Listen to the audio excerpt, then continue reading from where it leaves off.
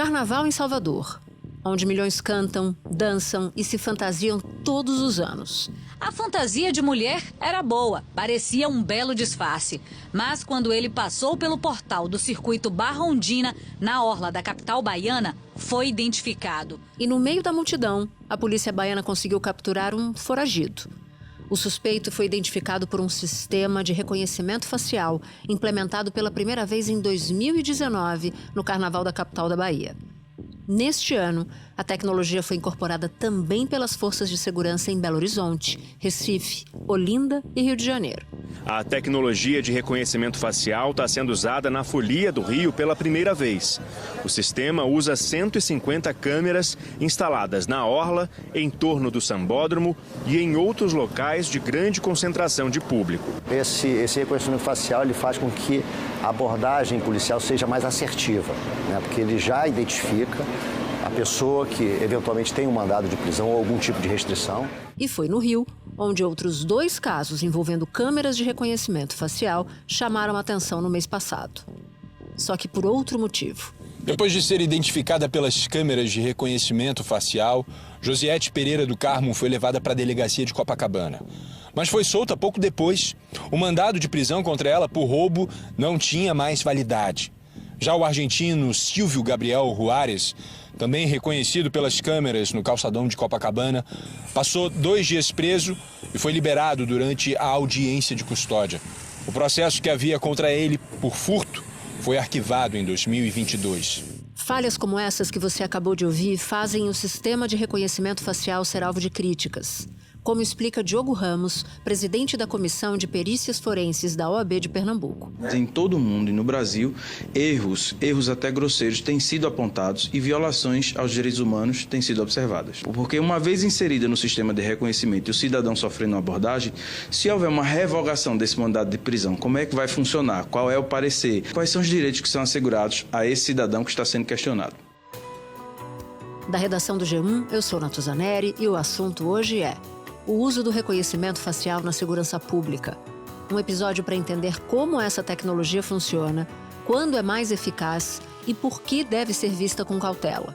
Eu converso com João Paulo Papa, professor do Departamento de Computação da Unesp. Ele também é pesquisador da Recogna, laboratório de pesquisa sobre inteligência artificial. E com Daniel Edler, pesquisador do Núcleo de Estudos da Violência da USP. Daniel é um dos organizadores do livro Tecnologia, Segurança e Direitos, os usos e riscos de sistemas de reconhecimento facial no Brasil. Quinta-feira, 15 de fevereiro. João, a gente resolveu fazer um episódio sobre reconhecimento facial, seus problemas e desafios. Mas antes, eu queria que você nos explicasse o básico. Como o sistema de reconhecimento facial é programado, como ele identifica o rosto das pessoas. Qual que é a ideia, né? Ele tenta mostrar para o computador quais são as características, né? Que tipo de informações o computador deve prestar atenção quando ele vai fazer o processo de identificação da pessoa. Então, por exemplo, a distância entre os olhos, a distância, por exemplo, do nariz para a boca, a distância do nariz para os olhos. E todas essas informações, então, elas são armazenadas, né? Porque o computador, quando ele olha para aquela imagem, o que nós precisamos passar para ele, na verdade, são informações numéricas, né? Porque na prática ele não vai entender o que é uma imagem, né? Ele consegue trabalhar com os números, né, propriamente ditos. Então a gente extrai algumas informações, algumas características, pode ser até, por exemplo, o tamanho da testa, o tamanho da sua boca, por exemplo. Ele armazena essas informações, né, numa grande base de dados, e é interessante, por exemplo, que nós tenhamos imagens das pessoas, imagens frontais, imagens laterais. E, por fim, tendo tudo isso armazenado, né, da maior quantidade de pessoas, né, que for possível, quando chegar, por exemplo, um novo rosto, vou extrair as mesmas características que eu extraí para ensinar, para treinar, né, o algoritmo. E aí, com essas características, eu vou lá e comparo naquela minha base de dados criada anteriormente quais são as características, né, quais são as informações mais próximas que eu tenho daquela pessoa que eu estou tentando identificar. E, com base nisso, eu vou na base de dados e consigo afirmar, né, se as condições forem boas, olha, ok, você é essa pessoa, você é aquela pessoa. O que são boas condições? O que mais influencia hoje numa captura de imagem? É a questão da luz. Luz, perfeito. Se nós não tivermos um ambiente bem iluminado, a gente não consegue fazer esse tipo de identificação. Então, por exemplo, nessas portarias de condomínios, nós temos a câmera e um teto, né?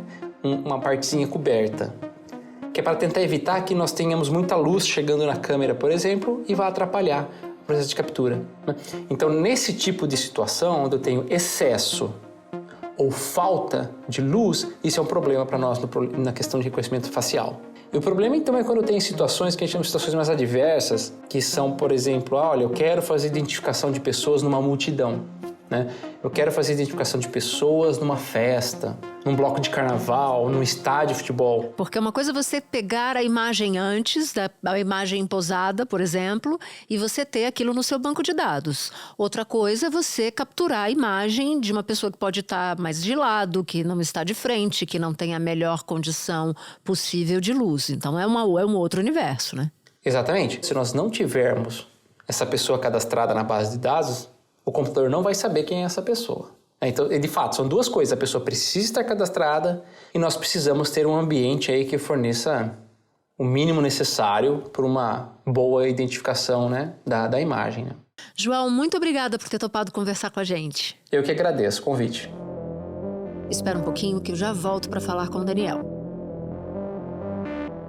Daniel, a gente tem visto cada vez mais estados fazendo grandes investimentos em tecnologia de reconhecimento facial. Vimos agora, inclusive, o uso no carnaval. E eu queria entender com você duas coisas. Há pesquisa sobre a eficácia desse sistema na segurança pública, por exemplo, para a redução da criminalidade? E 2, quais são os argumentos de quem aposta nessa tecnologia? Como os gestores, por exemplo, justificam os altos investimentos? Em relação às pesquisas, infelizmente, é muito comum no campo da segurança pública a gente começar a fazer muitos investimentos sem ter, de fato, um conhecimento bem sedimentado, bem construído sobre as evidências. E no caso do reconhecimento facial, isso é flagrante. A gente tem muito pouco estudo, é muito difícil fazer essas pesquisas com a polícia, porque geralmente a implementação é feita sem muita transparência, sem diálogo, sem chamar órgãos externos de controle para pensar formas de regulação. Então não, a gente está numa espécie de um voo cego, fazendo investimentos milionários sem saber se de fato isso reduz a criminalidade. A discussão gira em torno do uso dessa tecnologia como ferramenta para combater a violência no carnaval. A Secretaria de Defesa Social anunciou que iria usar as câmeras de reconhecimento facial para identificar 15 mil criminosos com mandados de prisão em aberto no estado. O Ministério Público de Pernambuco se posicionou contrário ao uso das câmeras com essa função antes de serem realizados debates amplos com a população sobre o assunto. O que a gente tem é evidência anedótica em abundância. Então você tem um caso de um batalhão em uma cidade que divulga, nós tínhamos 200 crimes, 200 assaltos e agora caiu para 150 assaltos e o reconhecimento facial ajudou muito a prender pessoas que atuavam na região. Mas isso não quer dizer que o sistema de fato foi responsável por essa redução da criminalidade. Em relação aos argumentos que você tinha perguntado, é muito comum quando a gente tenta mapear o debate público em torno disso, ouvir 4 grandes questões. A primeira é uma questão de eficiência. E aí o argumento é, a polícia militar tem como principal atividade fazer abordagens e acompanhar o que está acontecendo nos grandes centros urbanos. E essas abordagens muitas vezes são feitas pelo faro policial, por uma questão que ele sente que talvez ali esteja acontecendo alguma coisa, e com reconhecimento facial a gente teria uma justificativa para aquela abordagem. Seria uma abordagem mais eficiente que garantiria que o trabalho policial também seria mais eficaz. Uma segunda questão é para a investigação. E aí é uma questão um pouco óbvia. Acontece um assassinato numa esquina, você tem uma câmera com reconhecimento facial e aí você poderia capturar o rosto daquela pessoa e aí isso obviamente ajudaria em todo o processo de investigação. Um terceiro uso muito corrente, que também é muito defendido, é para trazer agilidade a alguns processos, como por exemplo controle de fronteira.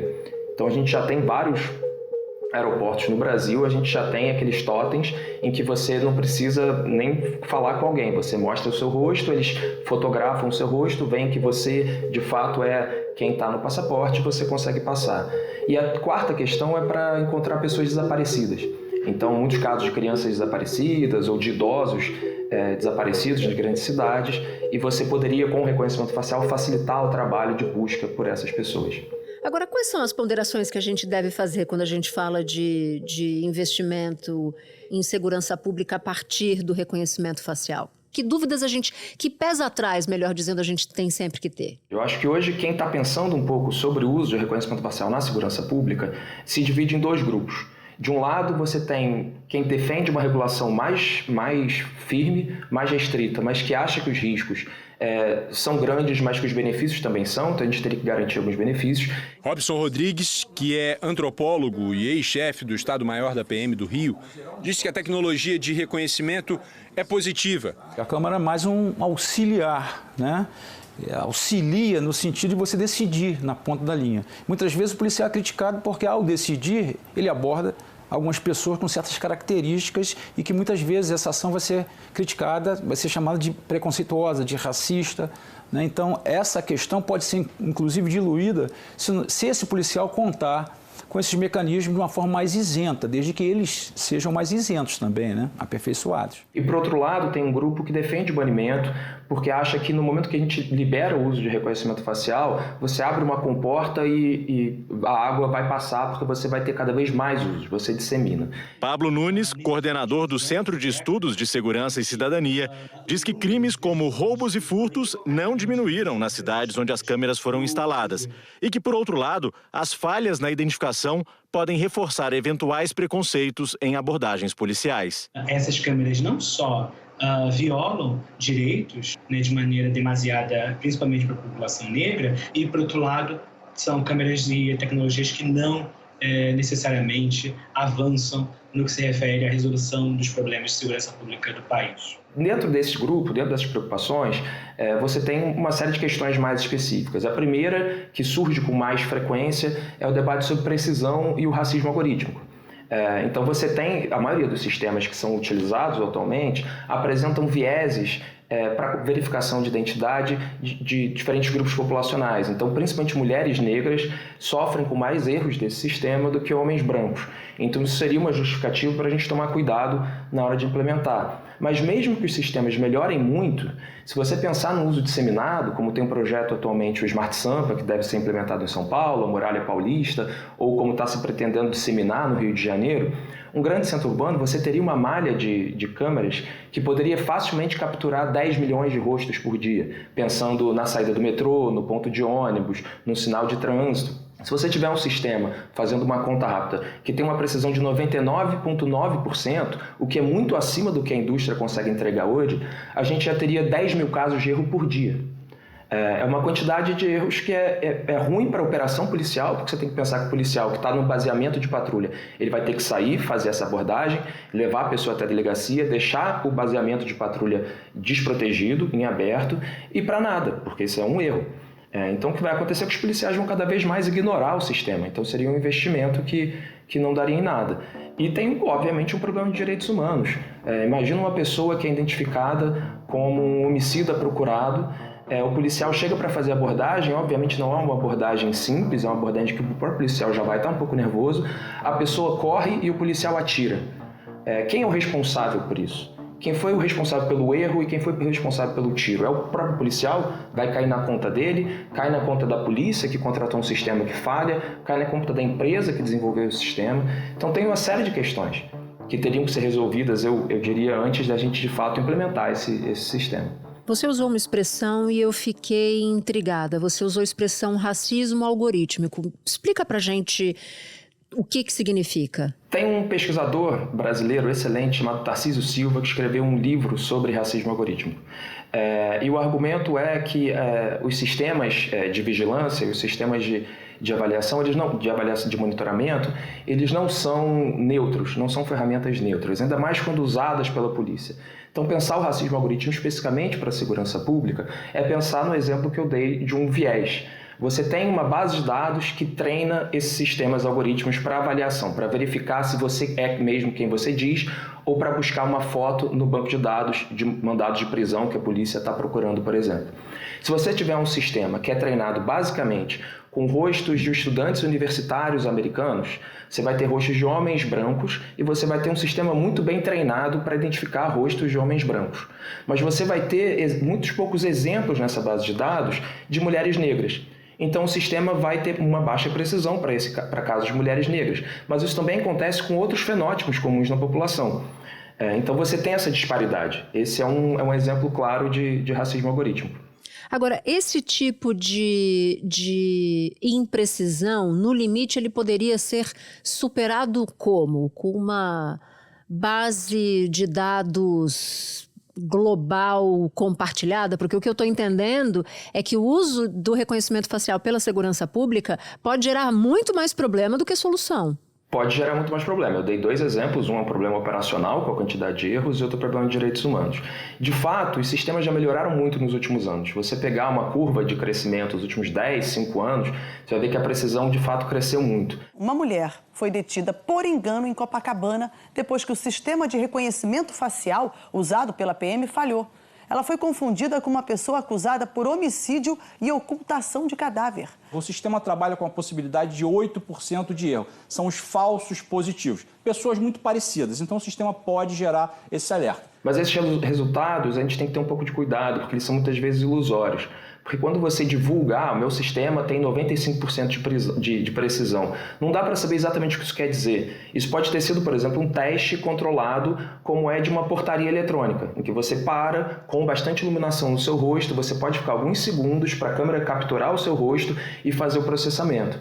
Se você pensar num caso de uso num grande centro urbano, é muito mais complicado e a precisão cairia muito mais, porque você tem diferença de iluminação, pode ter chuva, maresia, a própria posição em que a câmera está. Muitas vezes as câmeras são colocadas muito alto num poste para evitar a depredação, então é uma câmera que captura o rosto num ângulo que não é bom para o processamento, e aí essa precisão cai muito.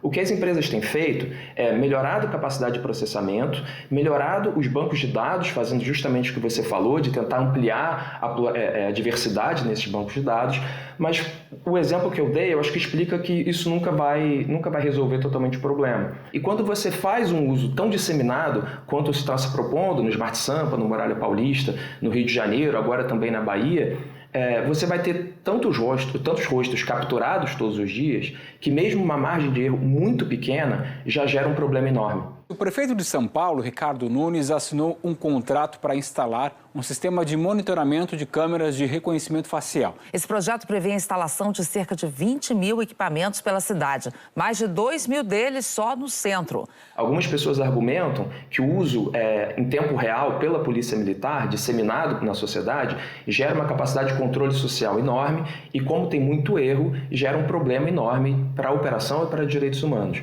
Mas o uso para investigação, por exemplo, a Polícia Civil, poderia ser interessante. Primeiro que seria um uso já controlado, com mandado judicial, e seria um uso muito específico. Você está procurando evidências sobre um caso muito específico. Não seria um uso massivo. Você não teria, por exemplo, um protesto numa grande rua, como a Rio Branco, no Rio de Janeiro, com todo mundo sendo filmado, tendo o rosto capturado. Seria o contrário, você estaria buscando uma pessoa específica e aí você poderia reduzir os riscos e colher alguns dos benefícios que de fato existem. Ou seja, um uso indiscriminado, muitos problemas, margem de erro muito alta, possibilidade de injustiça altíssima. Numa investigação, algo mais circunscrito, faz todo sentido porque pode ajudar a polícia, por exemplo, a desvendar um determinado crime. Eu queria que você falasse um pouquinho sobre a privacidade, né? Porque os nossos dados ficariam seguros, por exemplo? As nossas imagens ficariam seguras? Quem guardaria isso? Essas imagens poderiam ser comercializadas, por exemplo? Não, as imagens não poderiam ser comercializadas pela LGPD, que a gente já tem, nem precisa de LGPD penal para isso, mas a gente não tem transparência em nada desses processos. Quando você fala em LGPD, é Lei Geral de Proteção de Dados, né? Exatamente. Porque, por exemplo, o artigo 4º diz que a polícia pode fazer uso de reconhecimento facial e a biometria do rosto é um dado pessoal sensível e eles poderiam fazer uso disso. Mas uma empresa comercial que desenvolve esse sistema não poderia fazer um outro uso. Eles não poderiam processar esses dados, usar esses dados para treinar seus próprios bancos de dados ou criar um banco de dados para comercializar. Nada disso poderia estar sendo feito. Mas a gente não tem transparência, a gente não tem controle, a gente não tem órgãos externos que podem olhar o dia a dia de como esses sistemas estão sendo implementados para garantir que nada disso esteja acontecendo. E os órgãos externos são fundamentais para uma outra questão, que são os outros usos que se fazem desse sistema. Porque quando a gente pensa num centro de comando e controle, um centro de monitoramento, a gente pensa em um lugar de muita ação. Mas geralmente é um lugar de muito tédio, em que esses policiais eles usam essas câmeras para questões que são mais mundanas. Tem um caso que ficou conhecido no Rio de Janeiro de policiais de um batalhão em Copacabana que há muitos anos atrás usavam as câmeras, ainda sem reconhecimento facial, para olhar mulheres de biquíni na praia. Quando o Snowden revelou, por exemplo, os casos, o que ganhou manchete foi principalmente as espionagens industriais sobre a Petrobras, espionagem governamental, mas a grande massa de dados não era sobre isso, eram os próprios agentes fazendo uso pessoal. Então tem casos, por exemplo, um policial bate de carro e ele vai e acessa o sistema para ver se aquela imagem ele consegue usar para se defender. Ou um policial que acha que está sendo traído pela esposa e ele usa o sistema para acompanhar a esposa na sua rotina. Esses são os usos mais comuns. E como é que é a segurança desse sistema? Assim, quem controla, fica na mão de quem? Essa segurança pode ser corrompida, por exemplo? Existe esse risco? Eu não diria nem que é só um risco, isso é uma realidade. Isso já aconteceu em alguns casos. A gente teve em 2022, se eu não me engano, 2021, um caso de que o Detecta, que é um sistema de monitoramento inteligente usado pela Secretaria de Segurança Pública de São Paulo, ele foi invadido. Na verdade, não foi nem invadido, né? O que se mostrou é que o PCC corrompeu alguns agentes e usava os logins desses agentes para poder seguir pessoas de interesse. Então, você pode imaginar, digamos, um delegado da Polícia Civil fazendo uma investigação criminal para algum caso do PCC, e aí o PCC pode usar o próprio sistema da polícia para monitorar esse delegado, e, obviamente, se quiser fazer um atentado contra esse delegado, fica muito mais fácil. Então, isso já aconteceu, é um risco que a gente, de fato, tem que considerar, mas tem outros riscos. Foi noticiado no final do ano passado, por exemplo, que o Cortex, que é o sistema também de monitoramento inteligente da Polícia Federal, ele foi usado por grupos de extorsão. E também tem no Cortex vários dados que permitem que você faça uma perseguição de uma pessoa. E como é que está essa discussão no mundo, Daniel? Lugares que usam muito, países que usam pouco, ou cidades que resolveram abrir mão, por exemplo? Existem avanços e recuos, na verdade, e existem contextos muito diferentes. Então, se você falar, por exemplo, no contexto de segurança do Estado chinês, é muito disseminado, fala-se muito do caso da população muçulmana que mora no noroeste do país e que é muito vigiada e que usa seu reconhecimento facial para fazer um controle social muito forte. Mas se a gente olhar agora, por exemplo, a Polícia Metropolitana de Londres está expandindo o uso do seu próprio sistema. E é um uso muito polêmico que está sendo muito combatido, não só dentro do parlamento, mas também da sociedade civil. Ao contrário do que fez a polícia no Rio, a Polícia Metropolitana de Londres buscou um contato com as universidades para tentar avaliar o impacto. Eles receberam alguns relatórios, os relatórios mostravam graves problemas, e aí os problemas passavam desde de questões de precisão, então o sistema reconhecia de forma equivocada as pessoas e gerava problema para essas pessoas, mas também problemas operacionais, dificuldades operacionais, mas eles estão expandindo. Nos Estados Unidos, a gente tem algumas cidades que já baniram. Então, você tem São Francisco, por exemplo, foi uma cidade no berço do Vale do Silício que decidiu banir, e outras cidades que estão ainda permitindo. Mas a discussão ainda está acontecendo. O problema é que a gente está fazendo esses investimentos com, eu diria, dois problemas. Um, foi o que eu falei antes, é um voo cego. A gente não sabe se isso realmente ajuda a combater a criminalidade. E o segundo é que existe uma insegurança jurídica, porque se daqui a pouco a gente consegue avançar um pouco no debate sobre a LGPD penal, e aí se decide, por exemplo, que só a Polícia Civil vai poder usar para investigação, os milhões que foram investidos no Rio de Janeiro, em São Paulo, na Bahia, para que a Polícia Militar expandisse as suas redes de vigilância, vai ter sido dinheiro jogado fora, porque tudo isso vai ter que ser recolhido. Nossa, Daniel, foi muito bom te ouvir sobre o tamanho que é esse desafio. Obrigada por ter topado falar com a gente. Obrigado, Natuza, é um prazer. Sempre que precisar, é só chamar. Este foi o Assunto, podcast diário disponível no G1, no Globoplay, no YouTube ou na sua plataforma de áudio preferida.